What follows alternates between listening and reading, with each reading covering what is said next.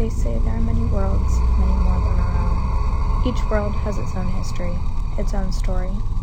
Among the greatest is the world of Abiatur, a world of many races, creatures, magic, and mystery.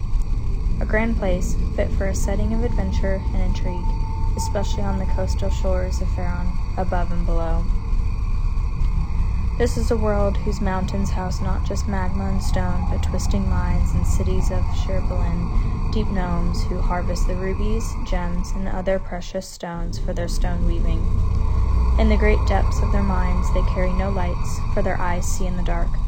They watch for the underdark creatures, hook horrors with blades for arms, Greeks who meld into the stone wall, and most dangerous of all, the other intelligent denizens of that world, the Ithalides. The wicked Drow and Druger, a dangerous place, an entire world beneath the surface, more dangerous than the land above, but not by much. That surface world would look familiar to you or I. There are cities and forests and lakes and bogs, and yet they harbor their own dangers. The wooded groves outside the cities are the haven of bandits and thugs, but also creatures of the wood, goblins and bugbears, shambling mounds who can devour a horse whole, harpies who steal children in the night, and reverends who make their roosts in the forest that line mountain ranges.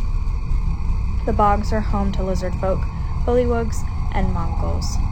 Not all that seem dissimilar from one another, yet they wage war nonetheless. The lizard folk fighting for the chromatic dragon they worship, the bullywugs and the Mongols for territory or game.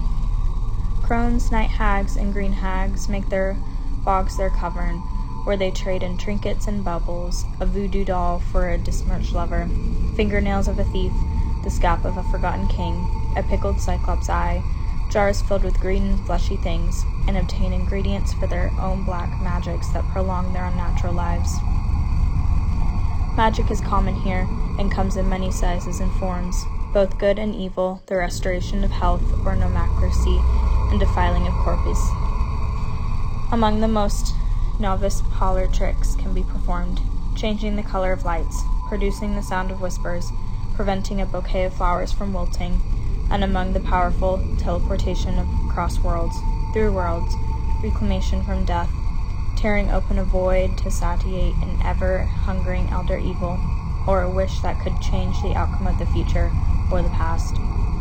Magic that can pierce the veil that separates the many planes, the material, the astral, the hells, Feywild, or the abyss.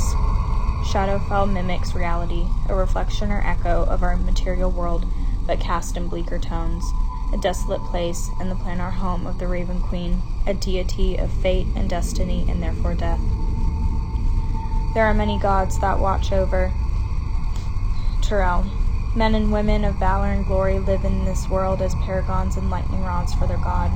Clerics channel their devotion to them and can commit great acts of kindness or malice. Fanatics of their god can be those who give everything for the poor and the downtrodden, or they can be a fanatical variety that partake in human sacrifices and restoration of power for their betrayer god. This is a world of spectrum, of great good and great evil, but most reside somewhere in the middle. The city